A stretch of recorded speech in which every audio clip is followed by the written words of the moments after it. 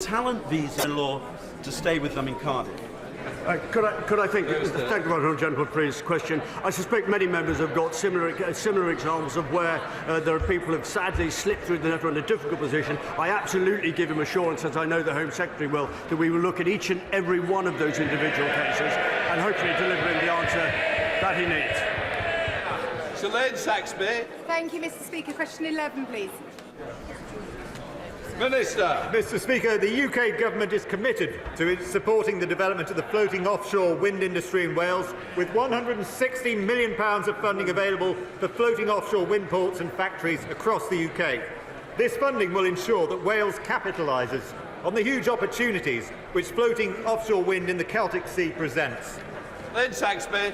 Thank you, Mr. Speaker. As Chair of the APPG for the Celtic Sea, could my right honourable friend detail what steps are being taken to progress floating offshore wind so those supply chain benefits are felt right the way round the Celtic Sea shores from Pembrokeshire across to North Devon and Cornwall? Minister. Well, Mr. Speaker, I'd like to commend my honourable friend's commitment to championing this opportunity through her role as Chair of the Celtic Sea APPG. And I'd like to finish, Mr. Speaker, by saying that under this Conservative government with this Prime Minister, we will continue to see huge increases in the amount of renewable energy that we produce and supply chain benefits that will be felt across the UK. Craig Williams. Thank you, Mr. Speaker. Can I hugely welcome offshore wind on the basis it's not onshore? Can I ask my honourable friend to meet with me to ensure we put more of this wonderful renewable energy offshore and stop industrialising the landscape of Montgomery?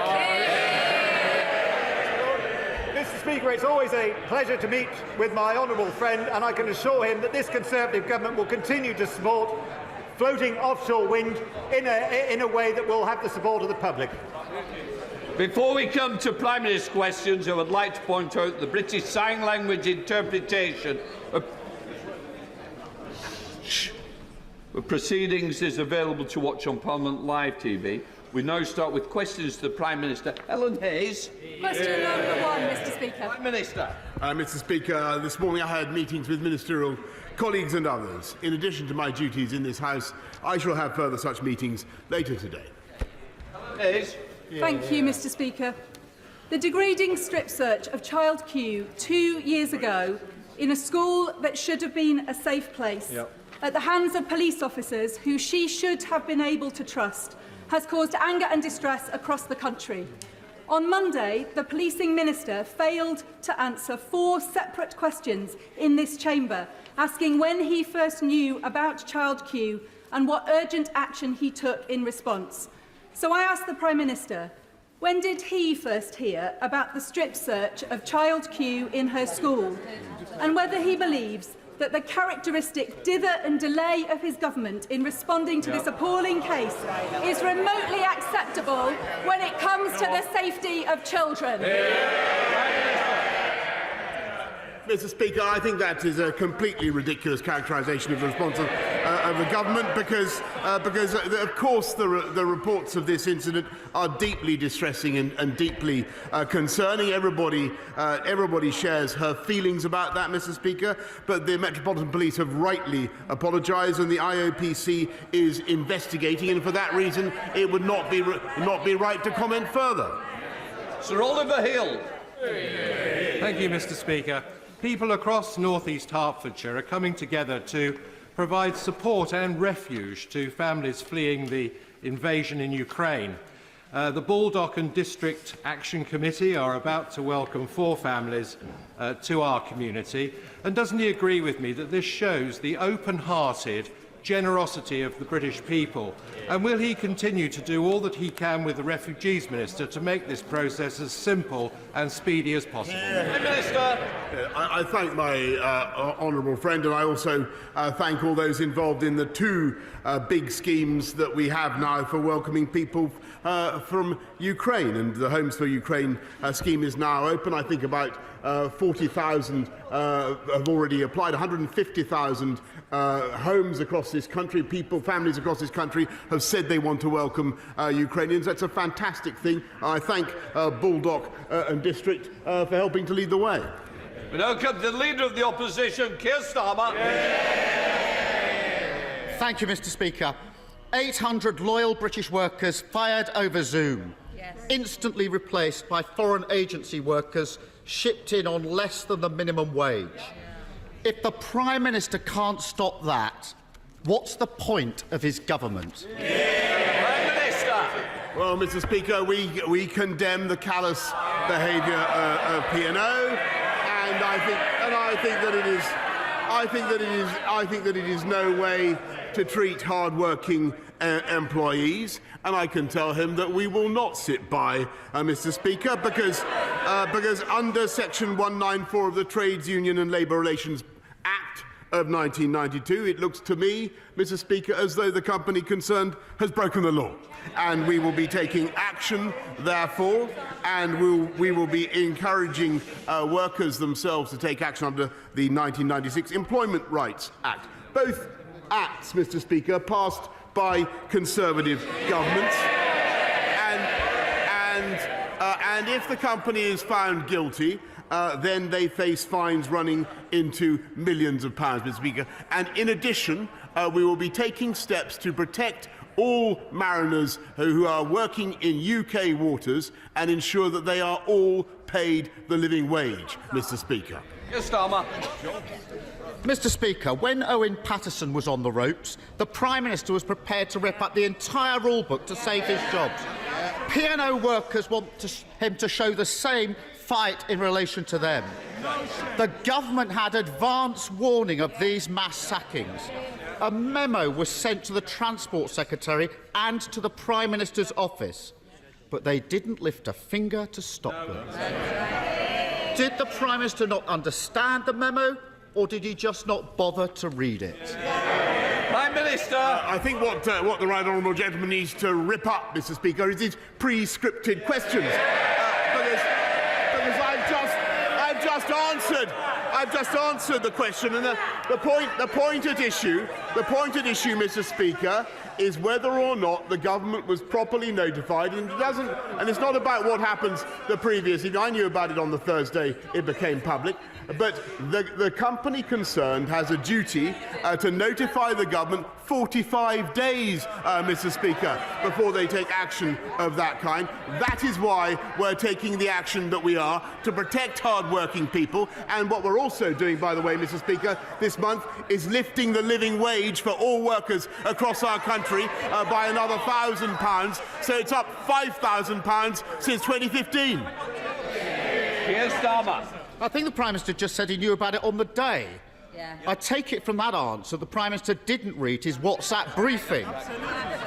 Surely not. Let's test his rhetoric. Mr. Speaker, since the Prime Minister came to office, P&O have received over £38 million of government contracts, and the parent company, DP World, is lined up for £50 million of taxpayers' money under the Freeport scheme. The government is apparently reviewing these contracts, but reviews don't save jobs. Can the Prime Minister guarantee that these companies will not get a penny more of taxpayers' money or a single tax break until they reinstate the workforce? Mr. Speaker, I think what the House has already heard is that we are taking legal action against the company concerned under the 1992 Employment and Trades Union and Labour Relation Act, and that is the right thing to do, because it seems to me, Mr. Speaker, that they have broken the law. But if he's asking this government to do what Labour usually want us to do and actively pitchfork away investment around the country from overseas, Mr. Speaker, then that is not what we will do. We'll take them to court, we'll defend the rights of British workers. What we will not do, Mr. Speaker, is launch a wholehearted campaign, as they would want, against overseas investment, because that is completely wrong, and wrong for those workers, Mr. Speaker. Well, DP World must be quaking in their boots. The Prime Minister says how disappointed he is in them, whilst handing them £50 million. Prime Minister said about the law, speaking of hollow reviews, As the law stands, it's not illegal to pay seafarers below the national minimum wage, right. even if they're working out of UK ports and in UK waters. 2 years ago, Prime Minister, his government admitted that that was unjustifiable 2 years ago, and promised 2 years ago, you've guessed it, to review it. 2 years on, despite what he says today, nothing's been done, leaving the gate wide open for P&O. British workers don't need another empty review, they need action. So when will the Prime Minister fix that gap in the law? Mr. Speaker, with great humility, I must ask the right honourable gentleman to listen to the answer that I gave to the first question, because it would then help him to scrap his third or fourth question and try another one. We are going to address the defects in the 1998 Living Wage Act, Minimum Wage Act, and make sure that everybody serving in the UK exclusive economic zone, working in the UK exclusive economic zone, gets paid the living wage as people do in the rest of the country. Keir Starmer. The problem is that's what he said 2 years ago. It didn't happen, and P&O took advantage of the gap left wide open by this Prime Minister. Yes. P&O's behaviour comes off the back of a string of fire and rehire cases. Profitable companies threatening to fire workers unless they accept a pay cut. The Prime Minister keeps telling us just how opposed he is to fire and rehire. But as we saw on Monday, Mr. Speaker, as we saw on Monday, he doesn't have the backbone to ban it. Whilst he sits on his hands, more and more workers are having their lives thrown upside down by this appalling practice. What good to them is a Prime Minister who's all mouth and no trousers? Well, Mr. Speaker, the most notable practitioners of fire and rehire are, of course, the Labour Party themselves.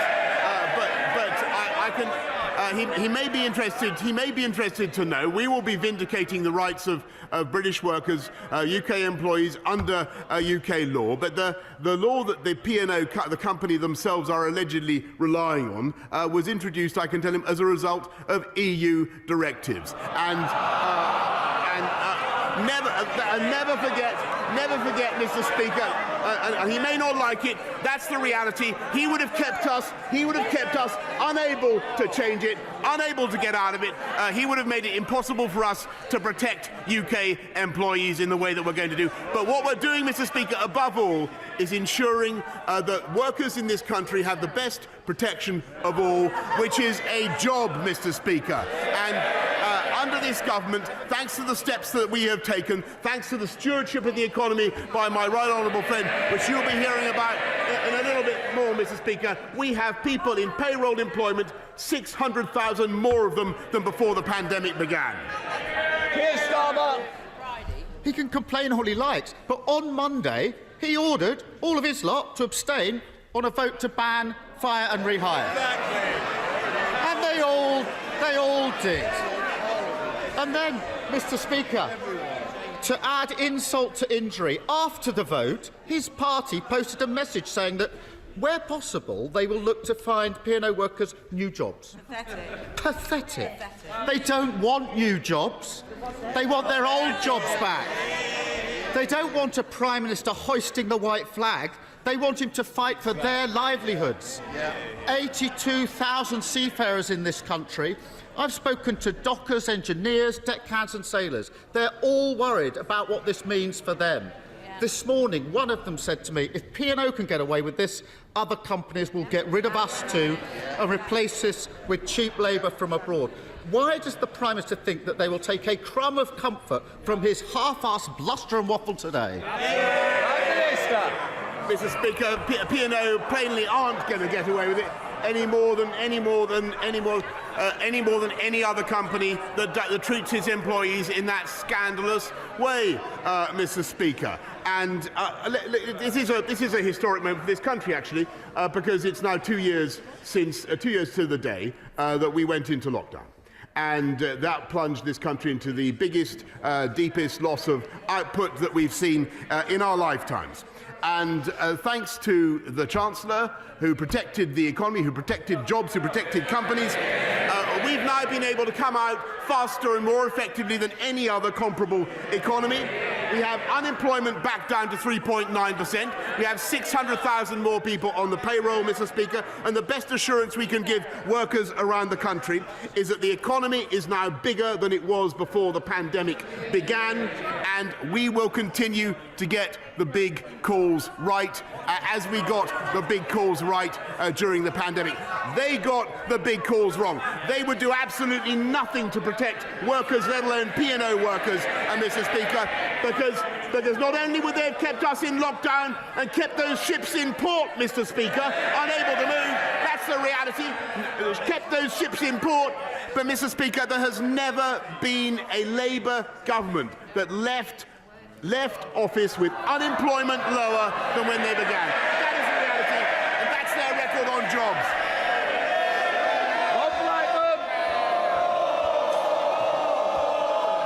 Thank you, Mr. Speaker. I strongly support the government's intention to make England smoke-free by 2030, but on the current trajectory, we're going to miss that target. It is vital that we encourage or discourage young people from starting to smoke and encourage people that smoke already to give up. So does my right honourable friend agree with me that it's now time to raise the age of legal sale of tobacco products from 18 to 21 and impose a levy on the profits of the big tobacco companies to raise £700 million that we can put to smoking cessation services on the basis that the polluter must pay? Well, thank you. Thank you very much. He is absolutely right about smoking. It's the biggest single cause of preventable death in this country. As he'll know, Javed Khan OBE is undertaking an independent review of smoking, and I'm sure he will want to take my honourable friend's suggestions into account. SNP spokesperson leader of the SNP in Blackford. Thank you, Mr. Speaker. In a matter of seconds at 12:16, an aircraft is due to depart Heathrow Airport, a Virgin Atlantic aircraft, to go to Warsaw to pick up 50 young orphans that have left Ukraine, that are coming to spend the next period of their life in Scotland with the sanctuary that we can offer them. And I would like to take this opportunity to thank everyone that has helped to make sure that we can offer a new start to these young people away from the war, and in particular the governments in London and in Edinburgh, and in particular to thank the Immigration Minister, the member for Torbay, and the Refugee Minister in the House of Lords, Lord Harrington. This is a good day for these 50 young people, but let's hope that it's the beginning of something much more significant for many more young people that we can offer sanctuary to. Mr. Speaker, this morning we have official confirmation that inflation is at its highest level in 30 years. But families don't need official confirmation to know that the cost of food and energy are now at a price they simply can't afford. The very people who have borne the brunt of the health pandemic are now being hammered by the poverty pandemic.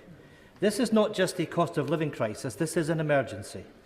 That is why in Scotland the SNP government is doubling the Scottish child payment and raising benefits it controls by 6%, double the rate the Chancellor has proposed for the benefits he has control over.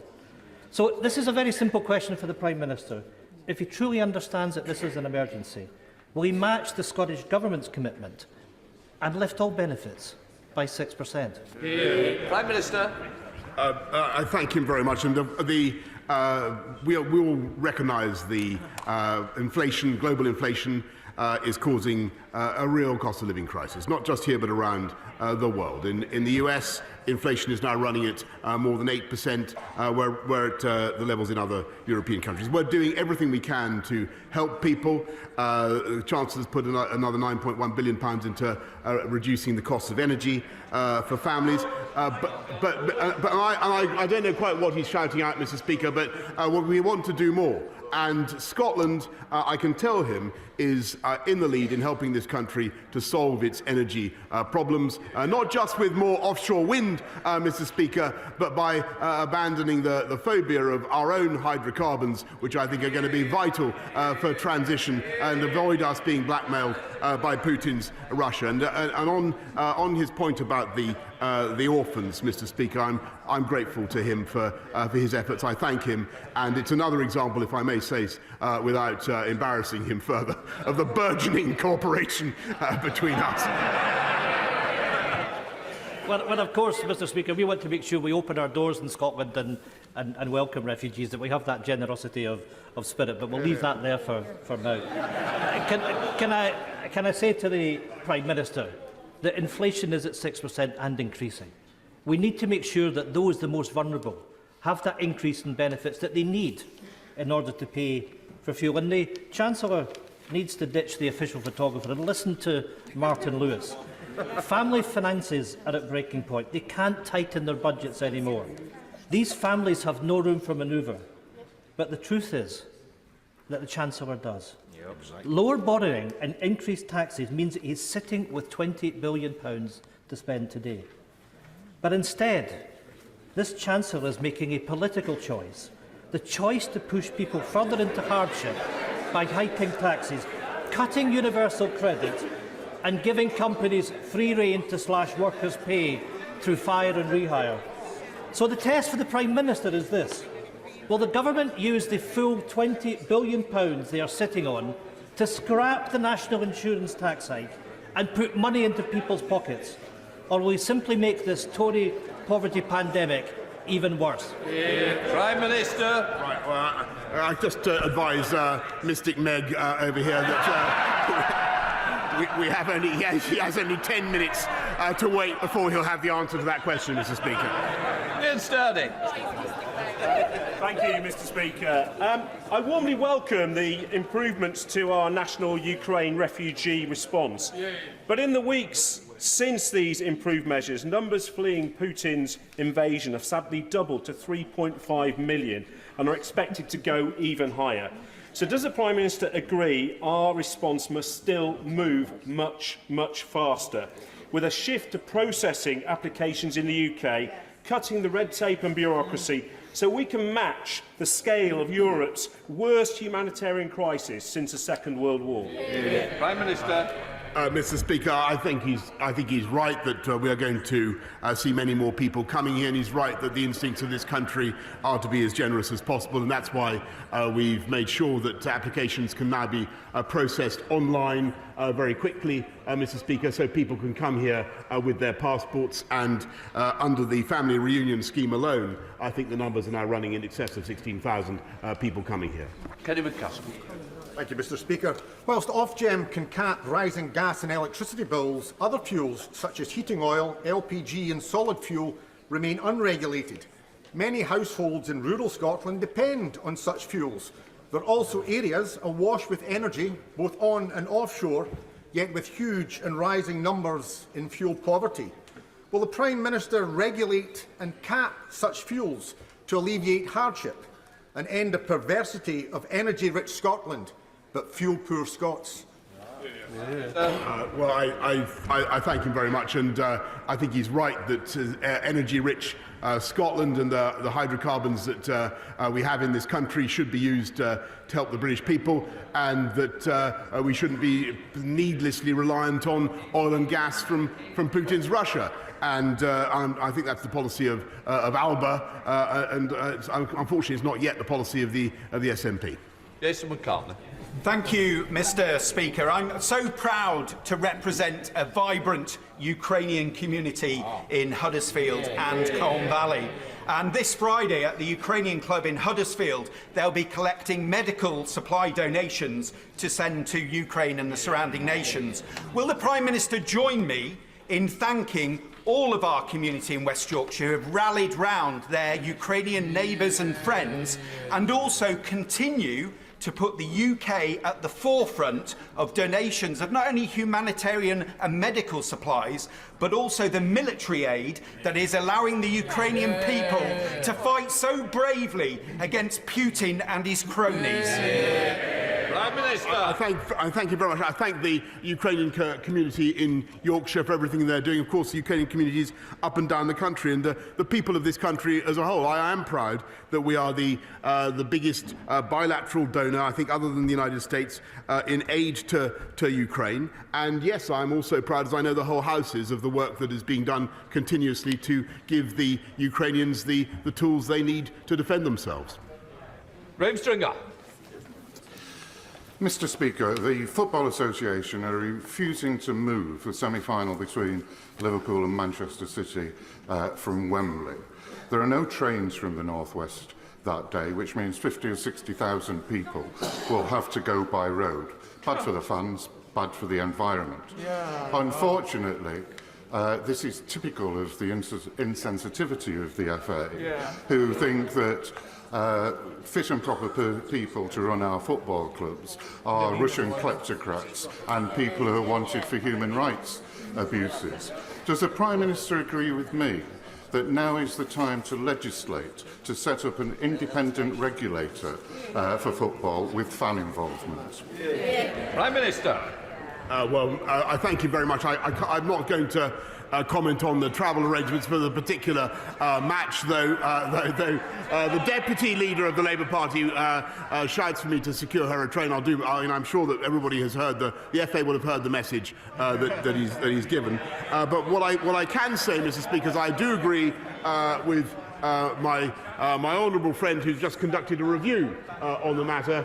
That we should indeed have an independent regulator for football. Thank you,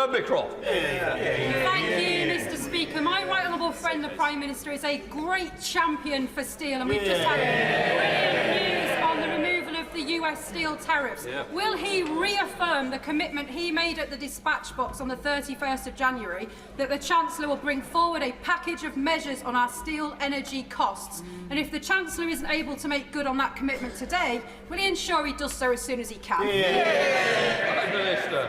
I agree with her passionately, and I think that it is vital that we undo the damage done by the insane policies of the Labour government, the previous Labour government, that whacked up the cost of energy for British industry, including steel. I will be bringing forward a British energy security strategy, Mr. Speaker, that will address the needs of British steel, British ceramics, and the whole of British industry. Thank you, Mr. Speaker. I'm sure the Prime Minister will share my delight that Bradford has been shortlisted to be the UK City of Culture 2025 and will want to offer his support for our bid. It would bring immense benefits and kudos to Britain's youngest city. With over 120 languages spoken across Bradford, its unique cultural heritage, diversity, and let's not forget the amazing food, the birthplace of David Hockney and the Brontes, Bradford has it all. Apart from, Mr. Speaker, government support. One practical way in which he could help is reverse the Transport Secretary's snub to Bradford in the Integrated Rail Plan. So I ask the Prime Minister, will he look again at this and commit to delivering a real Northern powerhouse rail, including a stop in Bradford City?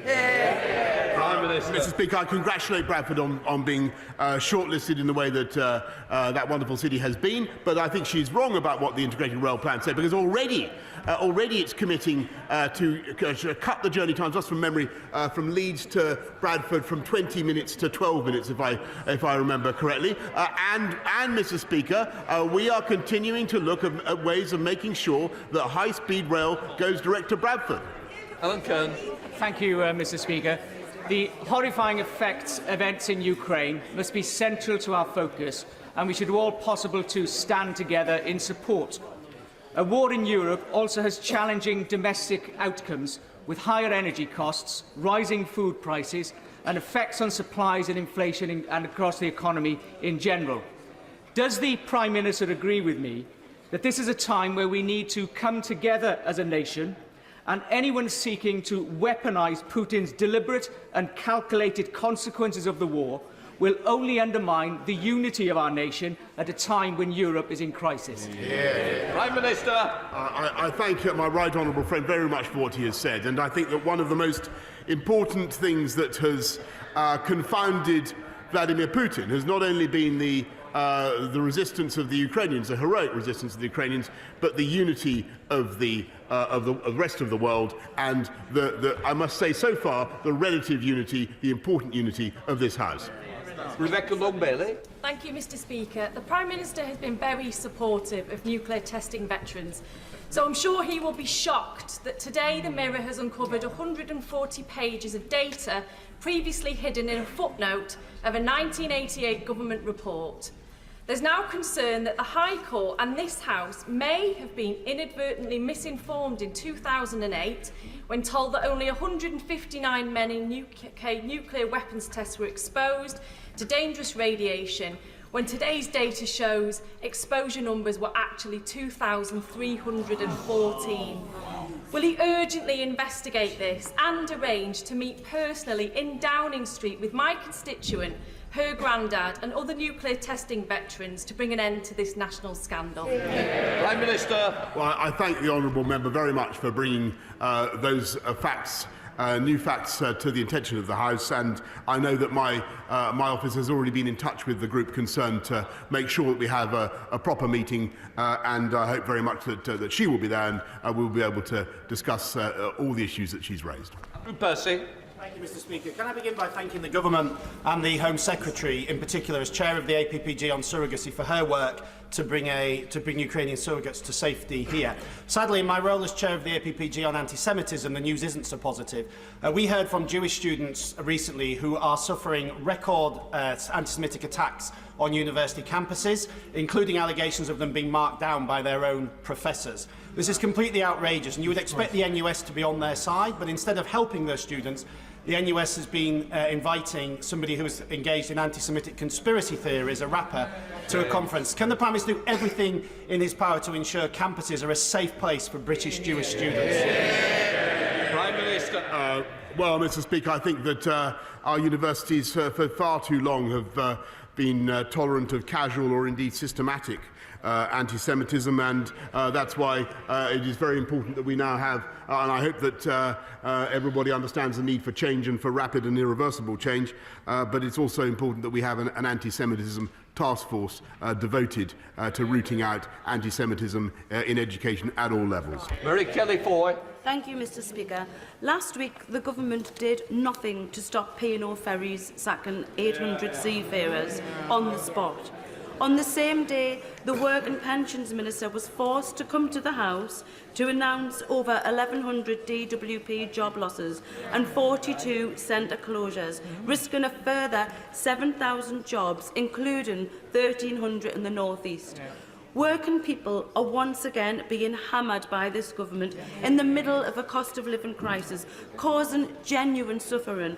Why won't the Prime Minister act to protect local communities from losing real high-quality jobs?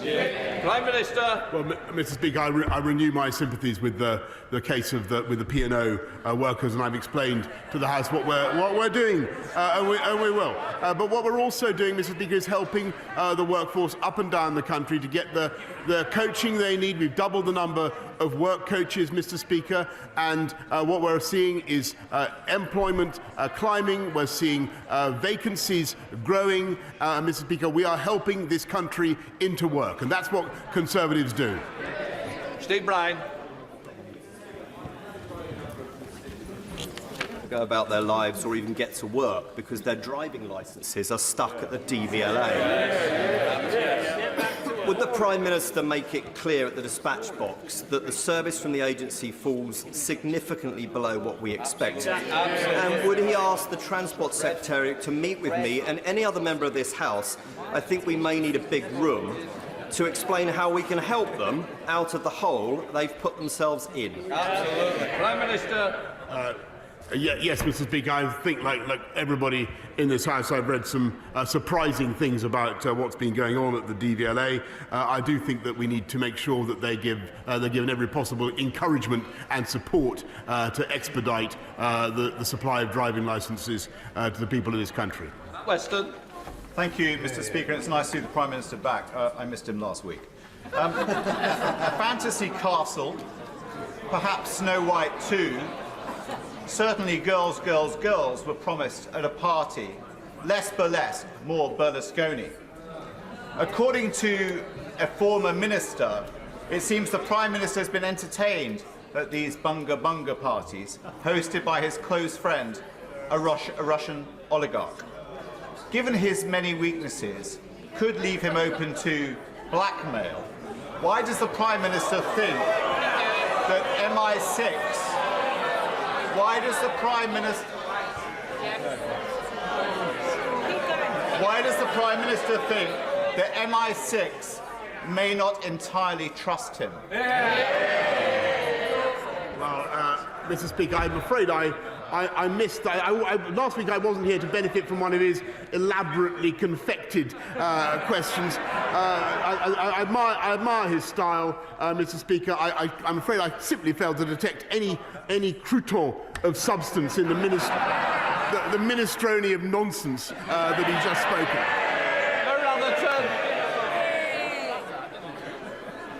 Oh, thank you, Mr. Speaker. Wrexham is a town based on brewing, mining and football, a town evolving in aspiration, prosperity and creativity whilst retaining its Welsh identity. Can the Prime Minister congratulate Wrexham on being shortlisted for the City of Culture? And if he were to win, it would be the first Welsh town to do so. Prime Minister. Well, Mr. Speaker, Wrexham's not only the city of shortlisted for the City of Culture and with all the distinctions that she mentions, but it is also the city of vaccines, Mr. Speaker. Because without the AstraZeneca vaccines bottled in Wrexham, we wouldn't be literally wouldn't be where we are today. Mr. Speaker, former Treasury Minister Lord Agnew has described the Chancellor's failure on COVID fraud as one of the most colossal cock-ups in recent government management, and taxpayers are paying for it. We now know the Chancellor's failure has cost the country £11.8 billion, almost exactly the same as the amount national insurance is going to be increased on working people in the coming year. Does the Prime Minister think it is fair to demand working people pay the bill for the Chancellor's failures? Mr. Speaker, I remember him when he was doing planning at Islington Council, and a complete cock-up he made of that. What I can tell him is that this government has made sure that we got the PPE, we got the supplies that were needed in record time, and that was absolutely vital. And at a time, Mr. Speaker, when they were calling on us to go further and faster. And never forget, under the last Labour government, there was £23 billion lost in fraud every year. Angela Richardson. Thank you, Mr. Speaker. I welcome the important interim report from Dr. Hilary Cass, in which she highlights the need for more research into our young girls, why so many of them are presenting with gender distress. Well, my right honourable friend agreed to meet with me and other concerned colleagues and to discuss how we can constructively support these young people who are experiencing gender distress. Prime Minister. Yes, Mr. Speaker, I would be very happy to meet with my honourable friend, and I think that this is one of those issues that the whole House is coming to realise is one that requires extreme sensitivity, tact, love and care. We must recognise that when people want to make a transition in their lives, that they should be treated with the maximum possible generosity and respect. And we have systems in this country that allow that and have done for a long time. We should be very proud of it. But I do want to say, in addition, Mr. Speaker, that I think when it comes to distinguishing between a man and a woman, that the basic facts of biology remain overwhelmingly important, Mr. Speaker. The Prime Minister met the chairman of P&O owners, DP World, to discuss setting up a free port in London. And just last year, the Foreign Secretary met DP World as well. DP World run ports in the UK which employ more than 600 workers. So if the Prime Minister wants to remove the latest suspicion of his conflicts of interest, will he tell his Dubai millionaire friends that if they want contracts to run free ports here, they must reinstate P&O workers and guarantee the jobs of DP World workers too? Can I just say, we need to use more moderate and temperate language in this chamber. Prime Minister. Mr. Speaker, I have one overwhelming interest, and that is to protect and preserve the jobs and livelihood of the British people. And that's what we're doing. And that's what we'll do with the P&O workers, but we'll also make sure that we continue to attract overseas investment in the record ways that we currently are. They would drive it away. We won't, Mr. Speaker. Shall Warren. This year marks the 50th anniversary of the expulsion of Asians from Uganda, the country where I was born. Under Ted Heath's government, people across the country opened up their homes for many of these Asians, who then settled and became part of the fabric of our great nation. That British generosity is again being seen as people open up their homes for people fleeing Ukraine as they come to our country. May I urge the Prime Minister to pick up those files from 50 years ago, wipe off the dust, and take on board those positive lessons so we can ensure that the Homes for Ukraine scheme has the maximum success. Yes, Mr. Speaker, and I think the whole country can be proud of the way the UK welcome people fleeing Idi Amin's Uganda, and I'm sure that there are many members of the House, or several members of the House, and I know the Home Secretary herself, her family was a beneficiary of that scheme and that moment. This country is overwhelmingly generous to people fleeing in fear of their lives. We will continue to be so. 800 British workers sacked over Zoom by P&O, owned by the government of Dubai, to be replaced with foreign exploited agency workers on less than £2 an hour. The Prime Minister can pass an instrument now to close the loophole so that the national minimum wage applies on UK international routes. Is he going to stand up for British workers or the oil state dictator Dubai? Mr. Speaker, I'm grateful for his question, and I knew he was going to ask it, and he was right to ask it. I anticipated his question earlier on. We're going to make sure that everybody working in the UK exclusive economic zone gets paid the living wage, and Mr. Speaker, we'll do it as fast as we possibly can with their assistance. Elphick. Thank you, Mr. Speaker. I welcome the Prime Minister's commitment to take legal action to hold P&O Ferries and DP World to account. And I call again on them to reverse their action and reinstate the workers. But Dover and Kent are already badly affected by this business, including on the roads and business community. Will my right honourable friend meet with me to discuss specific support for our affected area, including the A2 upgrade for the National Transport links and the East Kent Enterprise Zone to cover and include the Port of Dover? Mr. Speaker, she's right in what she says about P&O and about the 800 workers, and I will make sure that she gets all the meetings she needs to make sure that Dover, we continue with all our fantastic investments in Dover, whether transport or education or otherwise. We're just going to give it a minute for people to leave before we start the statement. Anyone who wants to leave, please leave now. Let's clear the benches.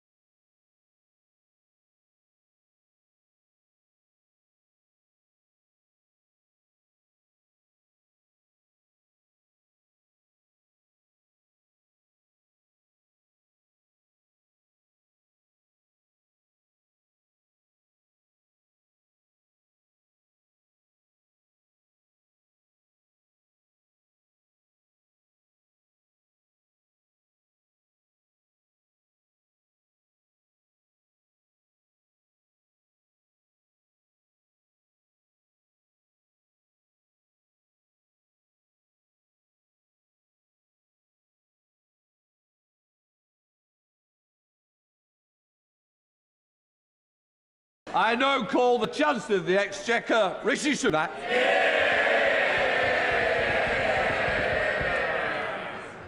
Mr. Speaker, as I stand here, men, women and children are huddled in basements across Ukraine seeking protection. Soldiers and citizens alike have taken up arms to defend their land and families. The sorrow we feel for their suffering and admiration for their bravery is only matched by the gratitude we feel for the security in which we live. And what underpins that security is the strength of our economy. It gives us the ability to fund the armed forces we need to maintain our liberty, the resources we need to support our allies, the power to impose sanctions which cause severe economic costs, and the flexibility to support businesses and individuals through crises as they emerge. But, Mr. Speaker, we should be in no doubt. Behind Putin's invasion is a dangerous calculation that democracies are divided, politically weak and economically insecure, incapable of making tough long-term decisions to strengthen our economies. Mr. Speaker, this calculation is mistaken. What the authoritarian mind perceives as division, we know are the passionate disagreements at the heart of our living, breathing democracy. What they see as chaos, we know is the freedom to be dynamic and innovative. And what they call the inherent weakness of open societies and free economies, we know is the source of our strength. We will confront this challenge to our values, not just in the arms and resources we send to Ukraine, but in strengthening our economy here at home. So when I talk about security, yes, I mean responding to the war in Ukraine, but I also mean the security of a faster growing economy, the security of more resilient public finances, and security for working families as we help with the cost of living. Mr. Speaker, today's statement builds a stronger, more secure economy for the United Kingdom. We have a moral responsibility to use our economic strength to support Ukraine and working with international partners to impose severe costs on Putin's regime. We are supplying military aid to help Ukraine defend its borders, providing around £400 million in economic and humanitarian aid, as well as up to $500 million in multilateral financial guarantees, and launching the new Homes for Ukraine scheme to make sure those forced to flee have a route to safety here in the UK. And we are imposing sanctions of unprecedented scale and scope. We sanctioned over 1,000 individuals, entities and subsidiaries, frozen the assets of major Russian banks, imposed punitive tariffs on tea products, restricted Russia's access to sterling clearing, to insurance, to the UK's capital markets, to SWIFT, and we've targeted the Russian central bank too. Be in no doubt, these sanctions, coordinated with our allies, are working. The Russian ruble plummeted to record lows. The Moscow Stock Exchange has been largely suspended for a month, and the Central Bank of Russia has been forced to more than double interest rates to 20%. We warned that an aggressive, unprovoked invasion would be met with severe economic costs, and it has. I'm proud to say, as the whole House will say, we stand with Ukraine. But, Mr. Speaker, the actions we have taken to sanction Putin's regime are not cost-free for us at home. The invasion of Ukraine presents a risk to our recovery, as it does to countries around the world. We came into this crisis with our economy growing faster than expected, with the UK having the highest growth rate in the G7 last year. But the OBR has said specifically, there is unusually high uncertainty around the outlook. It is too early to know the full impact of the Ukraine war on the UK economy. But their initial view, combined with high global inflation and continuing supply chain pressures means the OBR now forecasts growth this year of 3.8%. The OBR then expect the economy to grow by 1.8% in 2023 and 2.1%, 1.8% and 1.7% in the following 3 years. The House will take comfort that the lower growth outlook has not affected our strong jobs performance. Unemployment is now forecast to be lower in every year of the forecast. It is already at 3.9%, back to the low levels we saw before the pandemic. But, Mr. Speaker, the war's most significant impact domestically is on the cost of living. COVID and global factors meant goods and energy prices were already high. Statistics published this morning show that inflation in February was 6.2%, lower than the US and broadly in line with the euro area. Disruptions to global supply chains and energy markets, combined with the economic response to Putin's aggression, mean the OBR expect inflation to rise further, averaging 7.4% this year. As I said last month, the government will support the British people as they deal with the rising costs of energy. People should know that we will stand by them as we have throughout the last 2 years. That's why we've announced a £9 billion plan to help around 28 million households pay around half the April increase in the energy price cap. And people should be reassured that the energy price cap will protect their energy bills between now and the autumn. But I want to help people now, so I'm announcing 3 immediate measures. First, I'm going to help motorists. Today, I can announce, for only the second time in 20 years, fuel duty will be cut. Yeah. Not by 1, not even by 2, but by 5 pence per litre. Yeah. The biggest cut to all fuel duty rates ever. And while some have called for the cut to last until August, I have decided it will be in place until March next year, a full 12 months. Together with the freeze, it's a tax cut this year for hard-working families and businesses worth over £5 billion. And it will take effect from 6 p.m. tonight. Second, as energy costs rise, we know that energy efficiency will make a big difference to bills. But if homeowners want to install energy-saving materials, at the moment, only some items qualify for a 5% VAT relief, and there are complex rules about who is eligible. The relief used to be more generous, but from 2019, the European Court of Justice required us to restrict its eligibility. But thanks to Brexit, we're no longer constrained by EU law. So I can announce for the next 5 years, homeowners having materials like solar panels, heat pumps or insulation installed will no longer pay 5% VAT, they will pay 0. Yeah! We will also reverse the EU's decision to take wind and water turbines out of scope and zero-rate them as well. Yeah! And we will abolish all the red tape imposed on us by the EU. Yeah! A family having a solar panel set installed will see tax savings worth £1,000 and savings on their energy bill of over £300 per year.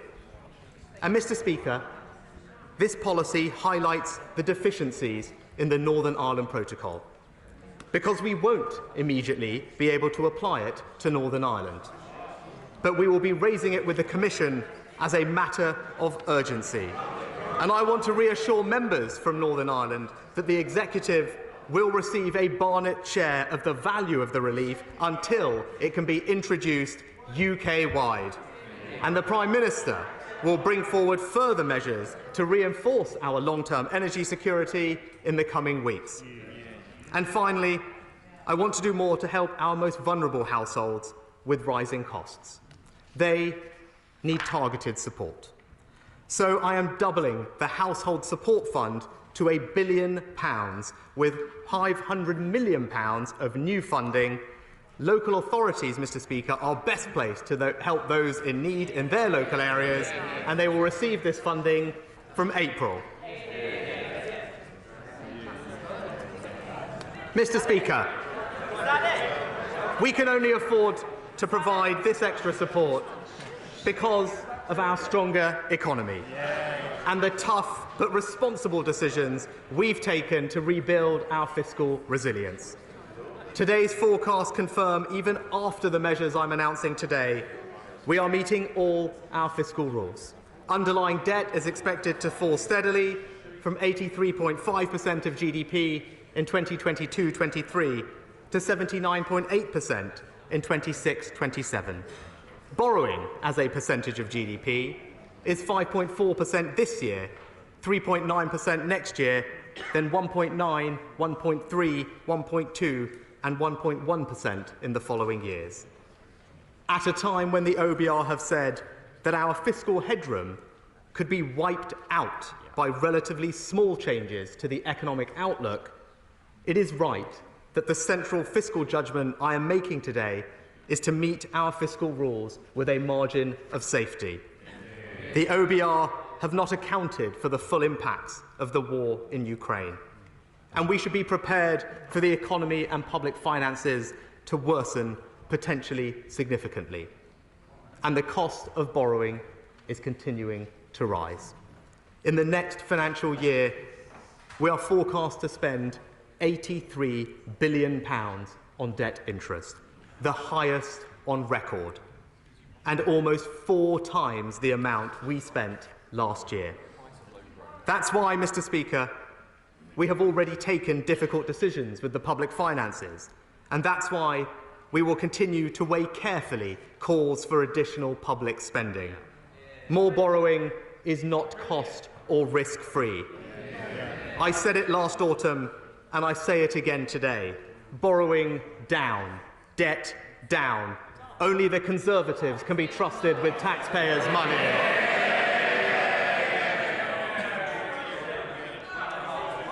So, Mr. Speaker, our response to the immediate crisis in Ukraine has been unwavering.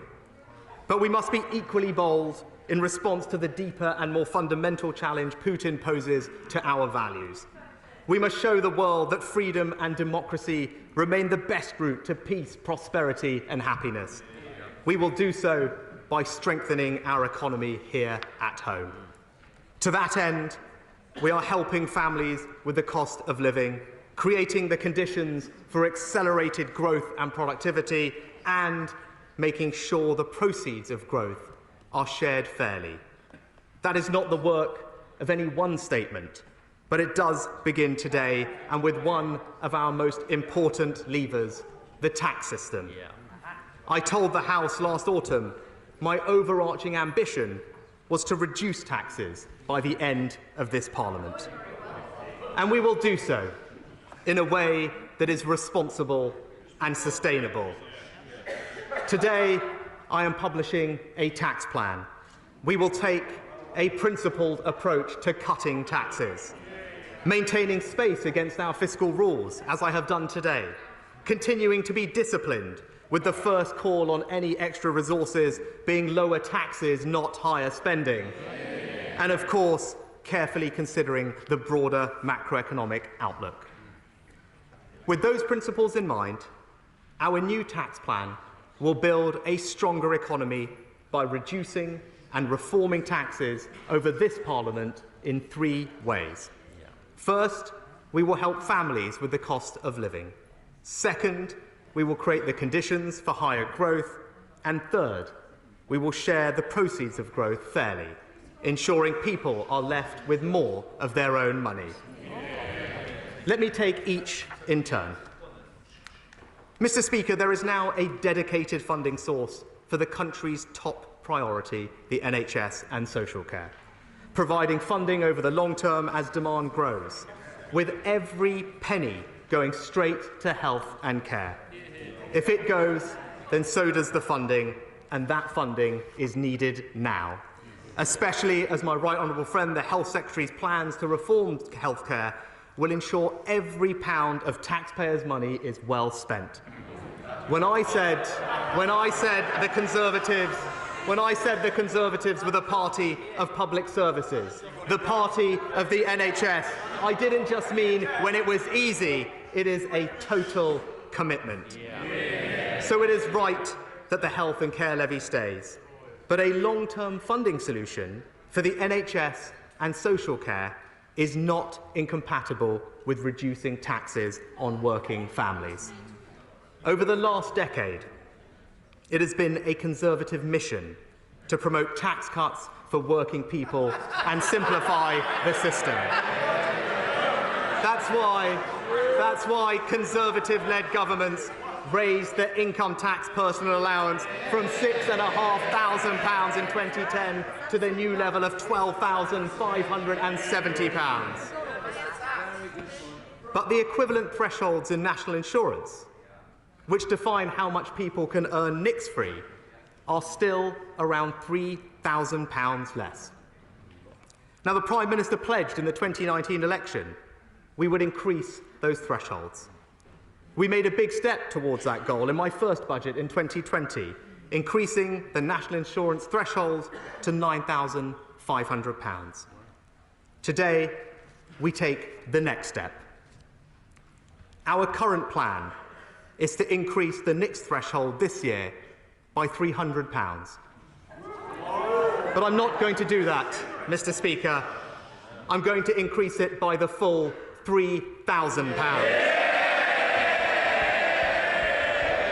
Delivering our promise to fully equalise the NICS and income tax thresholds, and not incrementally over many years, but in one go this year. From this July, people will be able to earn £12,570 a year without paying a single penny of income tax or national insurance. That is a £6 billion personal tax cut for 30 million people across the United Kingdom. A tax cut for employees worth over £330 a year, the largest increase in a basic rate threshold ever, and the largest single personal tax cut in a decade. The Institute for Fiscal Studies has called it the best way to help low and middle earners through the tax system. It creates what the Centre for Policy Studies has called a universal working income. It is a tax cut that rewards work. And Mr. Speaker, around 70% of all workers will have their taxes cut by more than the amount they'll pay through the new levy. Once again showing it is this Conservative government delivering for hard-working families and helping with the cost of living. So, Mr. Speaker, the first part of our tax plan for a stronger economy is to support families with the cost of living. But as I set out in last month's May's lecture, to lift our growth and productivity, we need the private sector to train more, invest more and innovate more. People, capital, ideas. That's how we'll create a new culture of enterprise, the second part of our tax plan.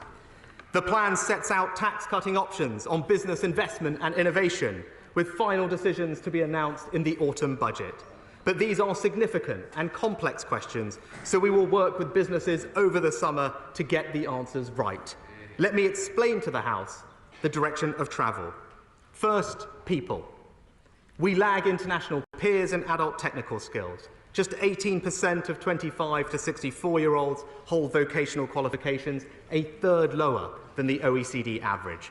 And UK employers spend just half the European average on training their employees. So we will consider whether the current tax system, including the operation of the apprenticeship levy, is doing enough to incentivise businesses to invest in the right kinds of training. Second, ideas. Over the last 50 years, innovation drove around half the UK's productivity growth. But since the financial crisis, the rate of increase has slowed more than in other countries, and our lower rate of innovation explains almost all our productivity gap with the United States. Right now, we know that the amount businesses spend on R&D as a percentage of GDP is less than half the OECD average. And that is despite us spending more on tax reliefs than almost every other country. Something is not working. So we'll reform R&D tax credits so that they're effective and better value for money. We'll expand the generosity of the reliefs to include data, cloud computing and pure maths.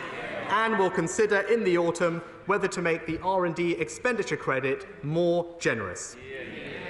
Third, capital. Weak private sector investment is a long-standing cause of our productivity gap internationally. Capital investment by UK businesses is considerably lower than the OECD average of 14%, and it accounts for fully half our productivity gap with France and Germany. Once the super deduction ends next year, our overall tax treatment for capital investment will be far less generous than other advanced economies. We're going to fix that. In the autumn budget, we will cut the tax rates on business investment.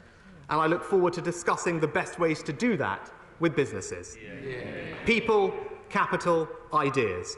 3 priorities for business tax cuts this autumn. But, Mr. Speaker, I want to help smaller businesses right now. So let me remind the House of our plan. Our business rates discount will take effect in April for retail, hospitality and leisure businesses.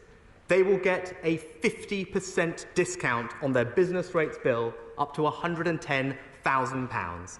A typical pub will save £5,000.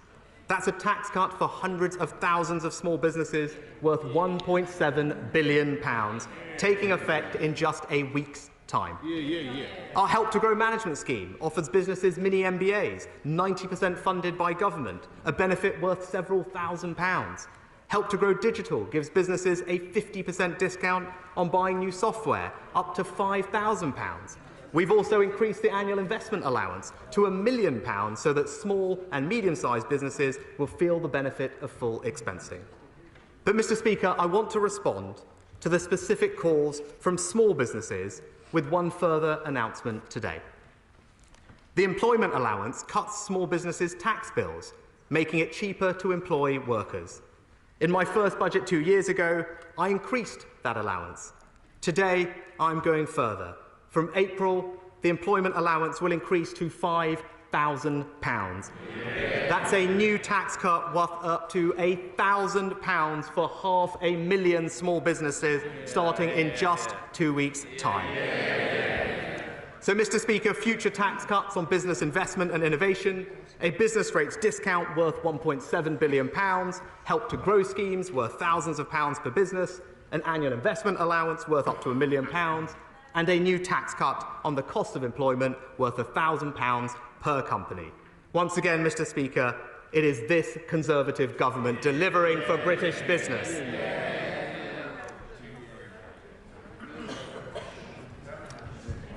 Mr. Speaker, the tax plan I've announced today will help people and businesses deal with rising costs, will help raise the future growth rate of this country. But we want the proceeds of growth shared fairly, the third objective of our tax plan. The knowledge you can keep more of what you earn is a powerful incentive for people to work hard. It means greater economic security, and we know that individuals spend their money better than governments do. We've already announced today the equalisation of personal tax thresholds, giving over 30 million workers a tax cut worth over £330. And over time, I want to go further. But tax cuts must be paid for, they must be prioritised, and they must fit the economic circumstances of the time. A clear goal for Conservative chancellors, and even some Labour ones, has been to cut income tax. The fact this has happened only twice in 20 years tells you how hard it is to do. COVID and the war in Ukraine have only added to the difficulty of achieving this by the end of this Parliament. I'm sure all members of this House recognise and understand those challenges.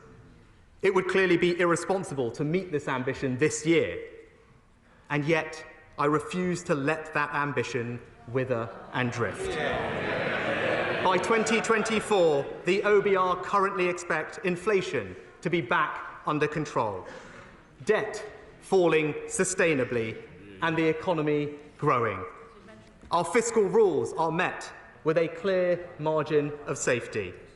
And so my final announcement today is this. I can confirm before the end of this Parliament in 2024, for the first time in 16 years, the basic rate of income tax will be cut from 20 to 19 pence in the pound. A tax cut for workers, for pensioners, for savers. A £5 billion tax cut for 30 million people. And let me be clear with the House, it is fully costed and fully paid for in the plans announced today. Last year, I told the House I would cut taxes for hard-working families, but I would do so in a responsible and sustainable way. And today, I am delivering on that promise. So let me say this. Cutting taxes is not easy. It requires hard work, prioritisation, and the willingness to make difficult and often unpopular arguments elsewhere.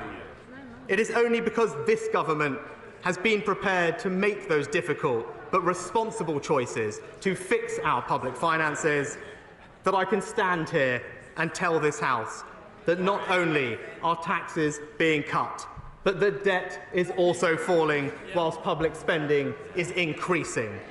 This doesn't happen by accident, Mr. Speaker. We can deliver for the British people today and into the future because, unlike the party opposite, we have a plan. A plan that reforms and improves public services. A plan to grow our economy, a plan to level up across the United Kingdom, a plan that helps families with the cost of living, and yes, a tax plan that cuts taxes on working families by over £330, cuts taxes on fuel by 5 pence a litre, cuts taxes on business, and yes, for the first time in a long time, cuts income tax. Mr. Speaker, let me end by simply saying this.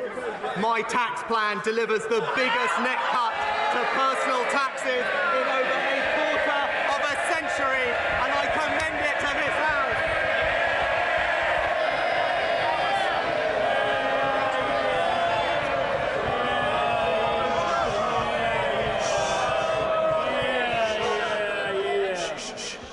And quite rightly, the House heard the Chancellor. I now want to show the same respect to the Shadow Chancellor of the Exchequer, Rachel Reeves. Thank you, Mr. Speaker. Today was the day that the Chancellor could have put a windfall tax on oil and gas producers to provide real help to families. But he didn't. Today was the day the Chancellor could have set out a proper plan to support businesses and create good jobs. Exactly. But he didn't. Yeah. Today was the day that he could have properly scrapped his national insurance hike. Yeah. He didn't. We said it was the wrong tax at the wrong time, the wrong choice. Today, the Chancellor has finally admitted he got that one wrong. Yeah. Exactly. Yeah. Inflation is at its highest level for 30 years and rising.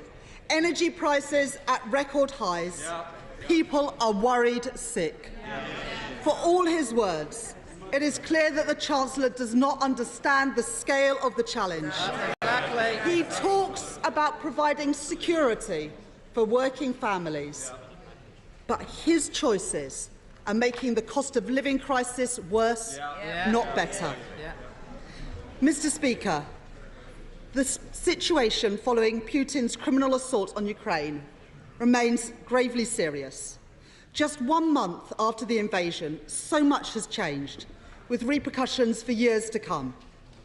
But the Chancellor has failed today to explain why he chose to sign off on a reduction in our country's armed forces last October. Will the Chancellor confirm if the government's target army size is still being reduced by 10,000 troops? And let me say this to the Chancellor. Labour will support whatever is needed on defence and security to keep our country safe. Mr. Speaker, the tremors following Putin's aggression will impact on Britain, including economically. But the cost of living crisis predates Putin's attack on Ukraine. In October, inflation was already forecast to be double the Bank of England's target. And yet the Prime Minister said that fears of inflation were unfounded. Today we learned that inflation has reached 6.2% and is expected to go higher in the coming months. People are rightly looking to their government to help them weather this storm. Labour will support sensible measures to ease this pressure, but what the Chancellor has announced today says everything we need to know about his priorities. The cost of living crisis is hitting people particularly hard because incomes have been squeezed during the last 12 years of Conservative governments. Ordinary families, disabled people, pensioners, facing really difficult choices. Mums skipping meals so that their children don't. Families struggling to buy new school shoes and uniforms for their children. Older people hesitating to put the heating on because they're worried about the cost. At the weekend, the Chancellor was asked about fuel poverty, and he didn't even know the numbers. It is shameful that he doesn't, because when Martin Lewis predicts that 10 million people could be pushed into fuel poverty, the Chancellor should sit up and listen. And we know that pensions and security are not going to keep up with inflation. Pensioners and those on social security will be getting a real terms cut in their incomes. Cutting the pension. So what analysis has the Chancellor done on the impact of benefits being uprated by less than inflation?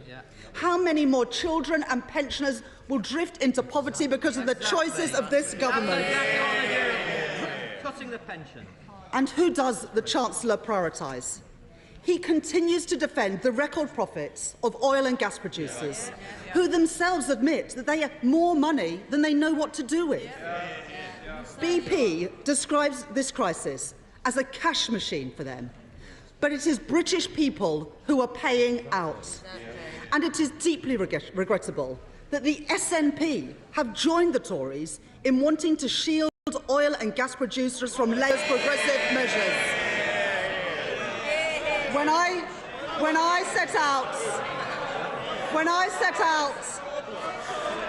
I set out Labour's plans for a windfall tax in January, we estimated that it would have raised £1.2 billion. Now, because of the continued rise in global oil and gas prices, it would today raise over £3 billion. That's money that could be used to help families and pensioners and businesses. With a cut to VAT, a real Brexit dividend that would help working families and pensioners across our country. And a targeted warm homes discount that would see families and pensioners on the lowest and modest incomes being supported by £600. Now, today the Chancellor comes along after 12 years of failure on energy efficiency and announces a VAT cut on building materials. This is wholly inadequate. A proper energy efficiency scheme, like the one we have set out, could cut bills by £400 to people from next year. And the silence from the Chancellor on our energy-intensive manufacturing industries is appalling. At this time of national crisis, people and businesses need a government that is on their side. Now, the Chancellor spoke of difficult choices, and I agree. There are always choices to be made, like who to tax and who to shield. Despite the Chancellor's reluctant measures, the facts are that he is still taking money out of people's purses and wallets with an increase in national insurance contributions. The changes that he is making today begs the question, why did he embark on these changes in the first place, despite the warnings from the Labour Party and from many, many others? Now, it's one thing for the Prime Minister and Chancellor to disagree with each other, but the centrepiece of the statement that the Chancellor has delivered today is based on a disagreement with himself. And for all his tax rising on millions in the middle, where is the increased tax contribution for the very wealthiest in society? A landlord with a large number of properties won't be paying a penny more in taxes, but their tenants will. Someone with significant income from buying and selling stocks and shares won't be paying any more in tax, but those people powering our economy will. The Chancellor has made the wrong choices. Now, the Chancellor says we can't help everyone, and that's absolutely true. But who has the Chancellor been helping out? Those who have been swindling the taxpayer. The Chancellor left open the vaults for widespread waste, crony contracts and a frenzy of fraud. It was, as his former Tory Treasury Minister put it, happy days if you are a crook. 7 billion items of PPE not usable and now being burnt. Taxpayers' money literally going up in smoke. £3.5 billion worth of contracts awarded to friends, donors and pub landlords. And it gets worse. The Chancellor has been signing cheques to fraudsters, including organised criminals and drug dealers. Let's put the Chancellor's fraud failure in context. He has lost a staggering £11.8 billion of public money to fraud. This is twice the amount that a previous Conservative government lost on Black Wednesday. As a result of, let's face it, this jaw-dropping incompetence, the Conservatives have been funding crime instead of fighting it. And now the Chancellor has the audacity to come to British taxpayers asking them to pay more to fill his black hole. But there can be no cover-up to hide political embarrassment. Let's call in the National Crime Agency to investigate. We need answers, people held to account, because let's be clear, taxpayers want their money back. The truth is, Mr. Speaker, people can no longer afford the Conservatives.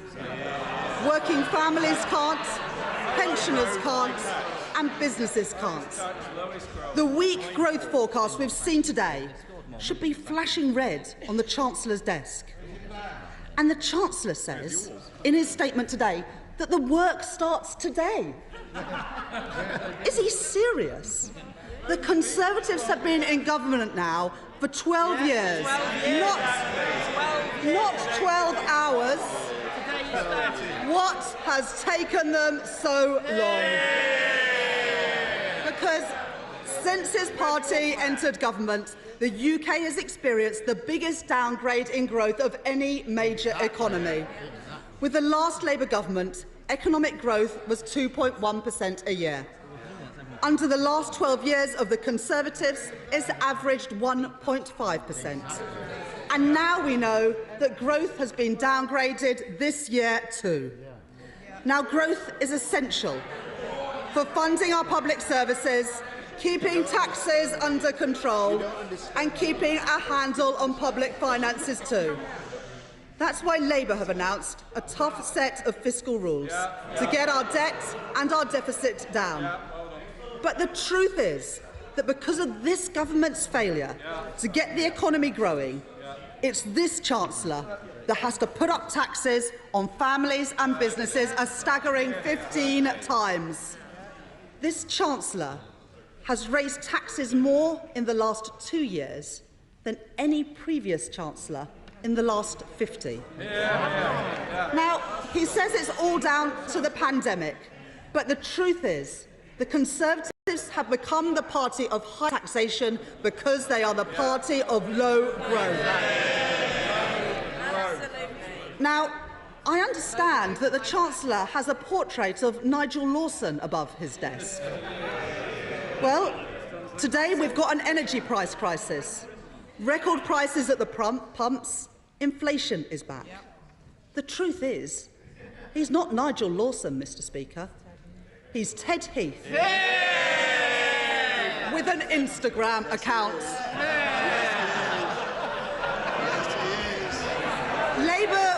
getting the economy firing on all cylinders, ensuring that we buy, make and sell more in Britain, scrapping business rates and replacing them with a fairer system fit for the 21st century, something that small businesses and high street businesses are crying out for, and the Chancellor mentioned it not at all in his statement today. A climate investment pledge to decarbonise the economy, create good jobs in every part of Britain and strengthen our energy security too. Businesses are seeing unprecedented increases in their costs right now. But all we hear from this Chancellor today is a promise of jam tomorrow, rather than the support that is needed now. And today's statement lacks the long-term plan for productivity, skills and growth. Where is it, Chancellor? Mr. Speaker, I can't help but feel that in both the Chancellor's recent May's lecture and his statement today, we are presented with increasingly incredible claims. Perhaps the Chancellor has been taking inspiration from the characters in Alice in Wonderland, or should I say, Alice in Sunak-land. Because nothing here is quite as it seems either. It's the sort of place where a Chancellor celebrates giving people £200 to help them with their spiralling energy bills, before explaining that he needs it all back. In Sunak-land, the Chancellor proclaims, "I believe in lower taxes," while at the same time as hiking Alice's national insurance contributions. So Alice asks the Chancellor, when did lower taxes mean higher taxes? Has down really become the new up? The Chancellor follows Humpty Dumpty's advice and says, when I use the word, it means just what I choose it to mean, neither more nor less. Now, Alice knows that under the Conservatives, taxes are at their highest level in decades as a result of the policies of this very same Chancellor. In fact, this Chancellor was the only G7 finance minister to raise taxes on working people during this crucial year of recovery. Curiouser and curiouser. As Alice climbs out of the rabbit hole to leave Sunak-land, she recalls the words of the White Rabbit and concludes that perhaps the Chancellor's reality is just different from yours. The actual reality, Mr. Speaker, is that this Chancellor's failure to back a windfall tax and his stubborn desire to pursue a national insurance tax rise are the wrong choices. In a days' time, people's energy bills will be rising by 54%. 2 weeks today, the Chancellor's latest tax hike will start hitting working people and their employers. His national insurance tax rise was a bad idea last September, and he's admitted it's an even worse one today. The Chancellor is making an historic mistake. Today was the day to scrap the tax rise on jobs. Today was the day to bring forward a windfall tax. Today was the day for the Chancellor to set out a plan to support British businesses. But on the basis of the statement today and the misguided choices of this Chancellor, families and businesses will from now on endure significant hardship as a result. The Chancellor has failed to appreciate the scale of the challenge that we face, and yet again he is making the wrong choices for our country.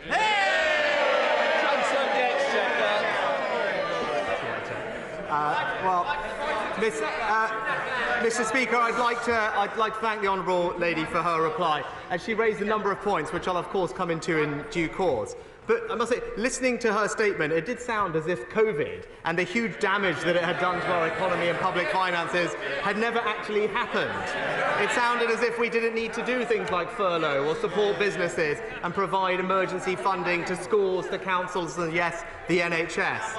Because whilst her party supported all of those policies at the time, they now seem unwilling to pay for them. And there is a pattern there, Mr. Speaker. They're always happy to spend taxpayers' money, just not take care of it. Let me, Mr. Speaker, just briefly address some of the specific points that the honourable lady mentioned. I thought it's telling that she opened her statement yet again calling for a windfall tax. We know on this side of the House, Mr. Speaker, we want to encourage more investment in the North Sea. We want more domestic energy. We want more jobs for the UK. And a windfall tax would put that off, which is why the Prime Minister will be bringing forward a comprehensive energy security strategy in the coming weeks to address that. She talked about business rates and supporting businesses, Mr. Speaker. In just a week's time, small businesses will be getting a 50% discount on their business rates bill in the retail, hospitality and leisure sector. That's the biggest tax cut to business rates outside of coronavirus since the business rate system was created. £1.7 billion. And I know she's said that she would like to abolish business rates. She also says she has some fiscal rules. I haven't quite figured out where she's going to pay for the £25 billion of tax cuts that involves, but I look forward to hearing it. She talked about defence spending, Mr. Speaker. I must say here, I mean, it's all very well to talk about the size of the army. At least the party opposite now seems to think that we should actually have an army, which is a welcome conversion, Mr. Speaker. Mr. Speaker, it was because how seriously we take this nation's security, Mr. Speaker, that in 2020, when we decided to do just short-term spending settlements for most departments, there was one department we singled out for special treatment, one department that got a 4-year settlement in advance of everyone else, and that was the Ministry of Defence, Mr. Speaker. And in that settlement, they received £24 billion of new cash, the largest uplift to defence spending since the end of the Cold War, ensuring that we are not just the second largest spender in Europe in NATO, but the 5th largest in the world, a record that we on this side of the House are very proud of. She talked also, Mr. Speaker, about pensions again. Thanks to the actions of this government since 2010, Conservative-led governments, we put in place the triple lock, not something that the party opposite ever did when they were in power. It means that pensions are now £2,300 higher than they were in 2010 and £700 more than if the triple lock hadn't been in existence during that time. And I'm pleased to say, Mr. Speaker, that the state pension now, relative to earnings, is at the highest level it has been in over 30 years. This party will always be on the side of pensioners, Mr. Speaker. And then just briefly to turn to her comments on tax, and I'm not sure perhaps if she, fair enough, it's a short time to respond, Mr. Speaker, if she fully understood the implications of the tax cut that was announced today. The increase in national insurance thresholds to fully equalise them is a £6 billion tax cut for 30 million UK workers. It is the largest increase in thresholds ever, the biggest personal tax cut in a decade, and it is worth £330 for those workers, Mr. Speaker. And it means, and this is the part that I don't know if she's realised, because she talked about the levy and making sure that we direct our policy to those who need our help. There's a reason the Independent Institute for Fiscal Studies called this the best way to help low and middle earners through the tax system, and that is because 70% of workers will pay less tax, even accounting for the levy, Mr. Speaker. It is more generous than the policy she is advocating. And combined with the other tax cuts we've announced today, Mr. Speaker, as I said, this plan represents the biggest net cut to personal taxes in a quarter of a century. Mr. Speaker, let me conclude by saying this. The plan that we've announced today, as I said, has only been possible because we have taken tough decisions with the public finances, and not necessarily always popular, but always responsible and always honest. It is 2 years to the day, Mr. Speaker, that the country first entered lockdown and suffered the biggest economic shock in over 300 years. An unprecedented collective national effort was undertaken, and 2 years later, this government hasn't only fixed the public finances, but people are back in jobs, debt is falling, and taxes are now being cut. Now, no government gets every call right. We learn from our mistakes. We strive to improve. But even if they won't admit it, Mr. Speaker, members opposite will recognise this day as an achievement which we all can celebrate. I've said it before to the party opposite, and I'll say it again. There is a fine line between reasonable criticism and political opportunism, and in my experience, the British people can always tell the difference. Other in the House, Sir Peter Bottomley. I think the Shadow Chancellor's remarks were best remembered when she pointed out the Conservatives won the 2010 election and we won the 2019 election, and it's probably a very good thing for the country that we did. The Chancellor has met the major obligations, which have public spending, which helps the economy to grow, which allows for more jobs and more government revenue coming in. And he's also concentrated, he's pointed out just now, that the changes to national insurance do the things that Martin Lewis would applaud, as well as the institutes. And if you have those three people supporting, so my support, I may say so, it's very welcome. Can I point out to him, ask him, to remember that pensioners don't just have the state pension, many of them have fixed pensions on top. And getting inflation down as fast as possible is vitally important to them. They can't go for a bigger pay increase if they're not at work. And can I finally say to him that some areas of public spending don't make it easy to have efficiencies. If teachers' salaries make up most of the cost of education, it's very important to make sure that we don't squeeze education and wreck our schools and the future for the pupils. On things like cladding, when amendments come to the Building Safety Bill from the Lords, can he please not keep his purse completely shut, but if money needs advancing so that people's homes can be safe and saleable, please consider that openly. Mr. Speaker, I thank my honourable friend for his support, and I think he's right to highlight some of the independent commentators who have supported the policies announced today. I'll just touch on one of the things he said, which is about education spending. I agree with him. It's vital for our country's future that we support our teachers and support our children. That's why the Prime Minister announced in total £5 billion of catch-up funding to help those children with the learning, recover the learning that they lost during the pandemic. Also why we're raising per pupil cash amounts by £1,500 over this Parliament and raising teachers' starting salaries to £30,000 as our manifesto committed to. Now comes the SNP spokesperson, Alison Toulas. Thank you very much, Mr. Speaker. Well, Mr. Speaker, this tax plan that the Chancellor announced is very thin, it is lightweight and it is superficial, and it's exactly what we've come to expect from this Chancellor. Because what we heard today from the Chancellor was not enough. It was utterly detached from the needs of our constituents up and down these islands. This has been a cost of living crisis over a decade in the making, layer upon layer. Austerity, which stripped back public services and punished people through brutal social security cuts. Brexit, which has driven away skilled workers and increased costs for businesses and for individuals.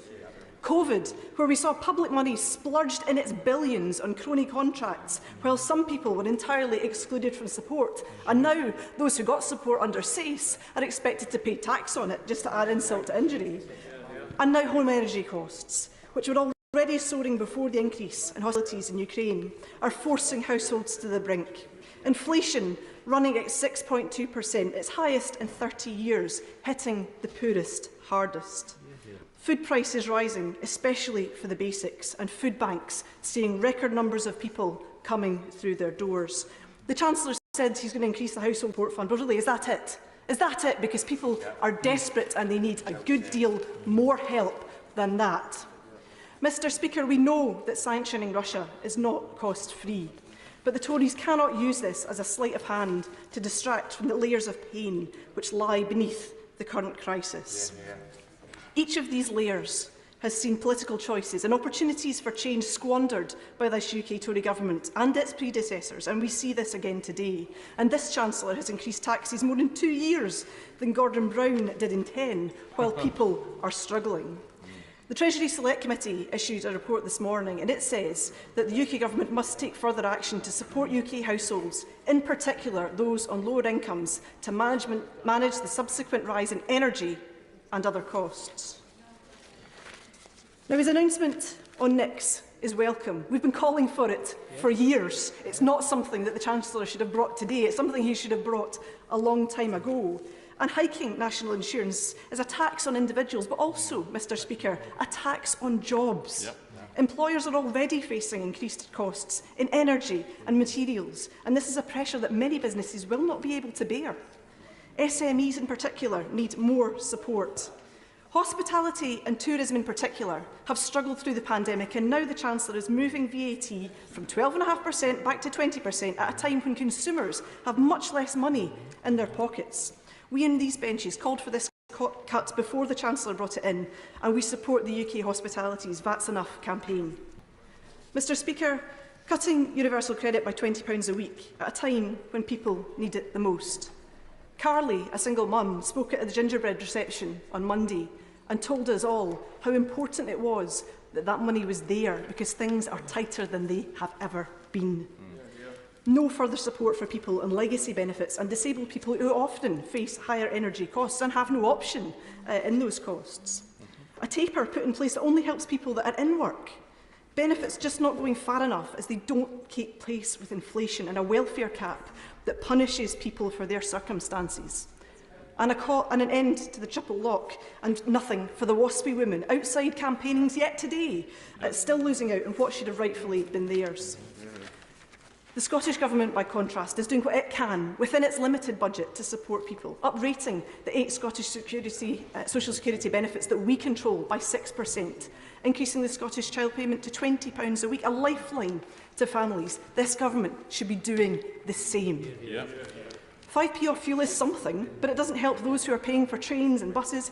The Chancellor cut air passenger duty during COP26, but he still offers nothing for the millions of commuters who use public transport every day. Mr Speaker, I don't know if the Chancellor has ever had a prepayment meter. I don't think they fit them. I don't think they fit them, Mr Speaker, for swimming pools. But 4.5 million people across these islands. She says it's pathetic. 4.5 million people across these islands. 4.5 million people across these islands experiencing the stress and despair of watching the money run out on their prepayment meters. Prepayment customers, Mr Speaker, already pay higher bills than those in direct debit, and they may struggle even to access the Chancellor's Heat Now, Pay Later loan if it doesn't go automatically to pay back the debts on that meter. Mr Speaker, the Fuel Bank Foundation, who provide top-ups to those who are struggling on prepayment meters, have seen a 75% increase in demand already. That's before the prices we are seeing now. Nothing either from the Chancellor on customers on heating oil or LPG who must fill up by the tank. And those on heating oil have seen their tank costs for 500 litres in a tank go from £250 to between £600 and £900. These people have no choice about how they get that energy. Where are they in the Chancellor's priorities today? Mr Speaker, nuclear, which the Government touted an awful lot before the statement today and was missing from the Chancellor's statement, interestingly, is not the answer to reducing people's bills. It is slow and it is eye-wateringly expensive. We know already from the nuclear financing bill that what the Government already proposes will add £63 billion to people's energy bills. £63 billion, Mr Speaker. The Government should instead be fixing the long-standing inequality of grid charging, investing more in onshore and offshore wind, in tidal and in solar, and bringing carbon capture and storage in the north east of Scotland off their reserve bench now. Make it a real net zero transition worthy of the name. They could invest in a national programme of heat pumps, retrofitting and insulating. And I was glad to see his announcement on home energy efficiency and repairs, because this is something we've called on for a very long time, Mr Speaker. But this paltry announcement does not go nearly far enough, not even meeting the significant home energy intervention Scotland is already making. Mr Speaker, this Chancellor has choices. He could have looked at windfall tax on profits, yes, to the Shadow Chancellor, oil and gas, but also Amazon, Serco, Netflix. Why should they not have to pay up for their mega profits during the pandemic? And the Chancellor has had a windfall of his own. Tax revenues are higher than expected. The deficit is £30 billion lower than planned. And looking at the OBR reports that came out today, VAT has gone up by £21.7 billion. £21.7 billion extra in the Chancellor's coffers. And self-assessment up by £5.2 billion than forecast late last year. This could have been used to cushion the cost of living crisis and to invest in renewables and to wean us off fossil fuel. Money-saving expert Martin Lewis was stark in his warning in Sunday Morning. He says, as the money-saving expert has been known for this, I'm virtually out of tools to help people now. And he said while watching this that his head sunk. There is no help for people on energy. Mr Speaker, in closing, people face a crisis that the Chancellor could have done more to avert, and he has made the choice in so many ways not to act. There is nothing in his announcement today for Scotland. And we on these benches look forward to the day when Scotland has a government with the full fiscal powers to make sure that all of our people, all of them, can have a decent standard of living, and that no child goes to bed with an empty tummy and a cold home. Chancellor of the Exchequer. Well, Mr Speaker, the Honourable Lady said there's nothing in this statement for Scotland. Maybe she missed the part about the UK-wide fuel duty cut, which will save a typical, together with the freeze, will save a typical driver £100 this year, typical van driver £200. Maybe she missed the part about the largest increase to personal tax thresholds ever, a £6 billion tax cut, which will help 2.4 million people in Scotland, starting in just a few months' time, or indeed the 75,000 businesses that benefit from the employment allowance. Again, a £1,000 tax cut for Scottish businesses coming in very shortly. And actually, what I didn't hear from her, Mr Speaker, she mentioned that Scotland wants, as ever, more fiscal autonomy. Scotland already does have a considerable degree of fiscal autonomy. And what I didn't hear was whether the SNP are going to deliver the same income tax cut for Scottish taxpayers that the UK government is delivering, as paid for in these numbers in 2024. I look forward to hearing from the Honourable Lady that the Scottish government will be cutting taxes for their taxpayers with the powers and funding that they will get. Mr Speaker, I always want to make sure that we look after the most vulnerable in our society. The Honourable Lady mentioned a single mother who she knew. I'm pleased and proud, in fact, that because of the actions of this government, increasing the national living wage in April by 6.6%, by cutting the UC taper rate, Mr Speaker, and indeed by the increase in personal thresholds today, taken all together, all tax and welfare changes, that single mother of 2 children working full-time on the national living wage will now be £1,600 better off. Mr Speaker, and then the last point I think the Honourable Lady was talking about was on businesses, and again I'd say to her, we are providing a business rate discount for businesses, and Scotland of course has received the Barnett share of that money. Business rate discount here coming in for retail, hospitality and leisure businesses in just a few weeks, and I know the Scottish Government will have the resources to do the same thing. And then lastly, on prepayment meters, where the Honourable Lady made a comment, I'm acutely aware that millions of families rely on prepayment meters, which is why when we designed the energy support package that we announced in February, we had particular care to those people to make sure that they would receive the same benefit. And indeed, we found out and we made sure that 40% of them will automatically get the £200 rebate in October. And for the remainder, Mr Speaker, we are working with BEIS and the industry to ensure that all of those people get the same benefit as well. They will either receive a voucher, a cheque in the post, or indeed something called a special access message to their phone on SMS, so that when they go to one of the retailers that they use to top up their meter, they will also benefit from the actions that we have taken, because this Conservative government is on the side of everyone, Mr Speaker. Chair of the Select Committee, Mel Stride. Thank you, Mr Speaker, and can I broadly welcome my right honourable friend's statement. The devil, of course, will always be in the detail, and we look forward to seeing him before the Treasury Select Committee next week, along with the OBR and various economists, including the IFX, to which my right honourable friend has alluded. I welcome the cut to fuel duty. It will help both motorists and consumers. It will be important for businesses as well. The VAT reduction around energy efficiency and solar, I think, is very important in terms of the context of the sanctions on Russia at the moment and the importance of energy self-sufficiency where we can achieve it. The hardship fund will be a very targeted measure as well, which I think is important, and I know that small businesses will be delighted to have heard about the increase in the employment allowance to £5,000, which is a key ask of the Federation of Small Businesses.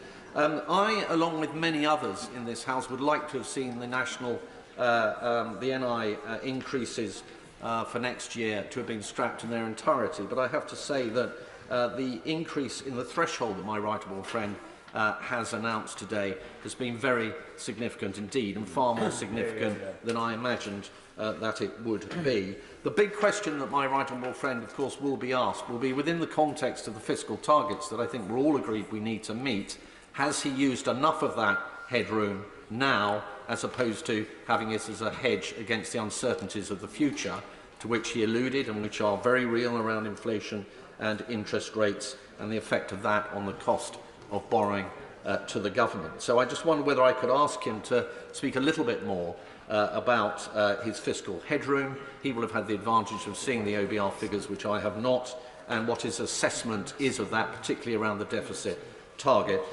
Secondly, Madam Deputy Speaker, on the issue of growth, when my right honourable friend has pointed out the OBR downgrades, which are not surprising in a high inflationary environment, and the effect that that will have on consumer demand, the dampening effect, I was very pleased that he referenced his May's lecture, because it is going to be essential that we now focus on innovation, on people, and driving up capital investment. My right honourable friend made reference, I think, to a consultation around how to improve capital investment, where we do currently lag behind our competitors in the G7. And I wonder if he could tell us a little bit more about the timeline for that consultation and when he expects to be able to provide important certainty for businesses in that respect. Thank you, Madam Deputy Speaker. I thank my honourable friend for his words of support. Just to briefly address his two substantive questions. The tax plan published today in the Spring Statement document has a range of options for how one could cut taxes on investment. I look forward to having that conversation with him, colleagues and the business community about the right way to achieve the outcome we want, with final decisions to be announced in the autumn budget to take effect in spring 2023 after the super deduction ends. I won't get into the detail of them now. With regard to headroom, we have about 1% of GDP headroom against both the stock and the flow rules, so both the debt falling and the borrowing rule. On the borrowing side, that's about in line with previous chancellors. On the stock rule, it's a bit less. The average over the last decade has been about 1.7%. But what I would say to him is the headroom includes the tax cut in 2024, so that has been fully paid for and costed in these numbers. So I do believe we're taking a responsible and pragmatic approach. But he's right to point out the risk. The OBR have said that relatively small changes in the macroeconomic outlook could wipe out the entire headroom, which is why it's right we continue to be disciplined on public spending. Order. I would like to try to get everybody in. That means asking one question, not making short statements, but just asking one question so the Chancellor can answer one back. Dame Meg Hillier. Thank you, Madam Deputy Speaker.